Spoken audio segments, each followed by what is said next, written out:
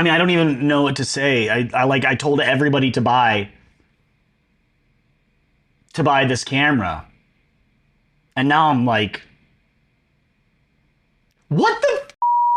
Hey everybody, my name is Patrick. I'm a husband, a dad, a human, and a creator living in New York City. And on this channel, we talk about all of it. Now, as creators, we have to care about our gear, right? We have to care about our stands, our cameras, our mics, our set design, whatever the case may be. It's just something that we put a lot of time and research into, and almost all of these things cost a pretty penny. And recently I bought my first camera ever.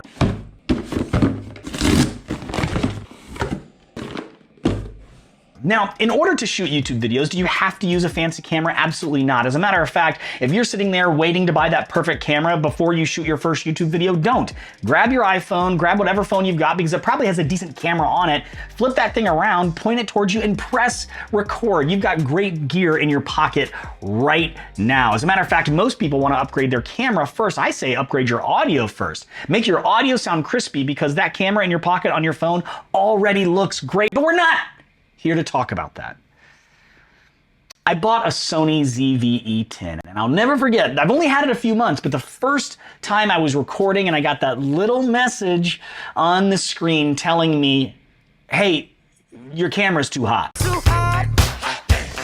And I was like, I mean, cool. Like, one thing I hate about purchasing great gear is being told that when you get the great gear, Apple, by the way, is famous for this. When you get the great gear, you have to change a bunch of its settings so that it just works throughout the day. Remember, like, all the times you've gone into the Apple store saying, you know, my iPhone battery doesn't last that long. And they're like, well, turn off push notifications. I bought it so that I would get push notifications. Well, turn off Wi-Fi when you're not around Wi-Fi. Why would I have to do that?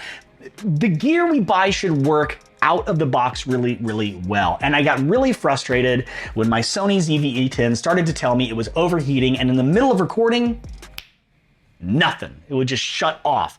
Now, nothing ruins a creator's flow more than that. You've got everything planned, everything laid out, and something just fails massively, and you can't control it. You get nothing.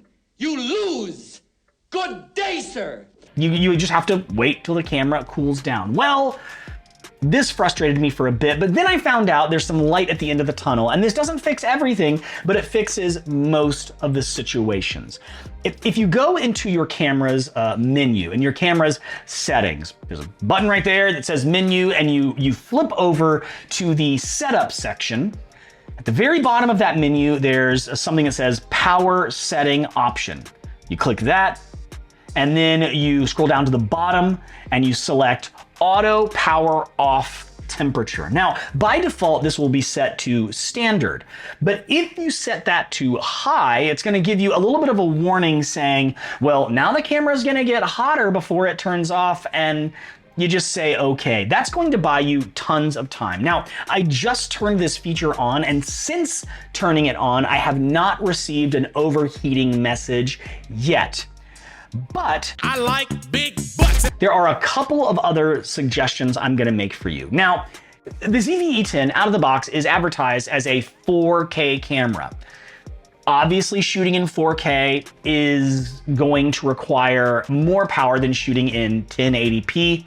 If you don't care about 4K, if that's not one of the reasons why you bought the camera, well, just drop your video settings down to 1080p. The ZV E10 also has a flip out screen. If that screen is pressed up against the body of the camera, well, obviously it's gonna get a little bit hotter.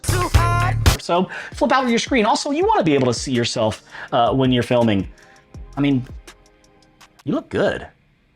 Then the second thing you can do, now if you're vlogging and moving around, I don't suggest this, but if you're doing a lot of talking head, point and shoot videos like this, opening up your battery compartment does not stop the camera from shooting, and it will let a little bit more heat out and cool air in. Now, those are things that infuriate me. I don't want to tell you these little things that you have to do just so the camera works as advertised, but in that menu setting, that's a little bit more standard. Changing that auto power off temperature from standard standard to high, that makes just the most sense in the world to me. And you're gonna see a difference in how long your camera can record without overheating. So am I done with the Sony ZV E10? Absolutely not. I still love this camera, and I'm glad that I found this fix because it's helped me a ton, and hopefully it helps you too. You have any more questions about the Sony ZV E10? Let me know down in the comments. And while you're there, do all the other YouTube things. Like this video, share this video, subscribe to my channel, and I will see you in the next one. I really hope this was helpful.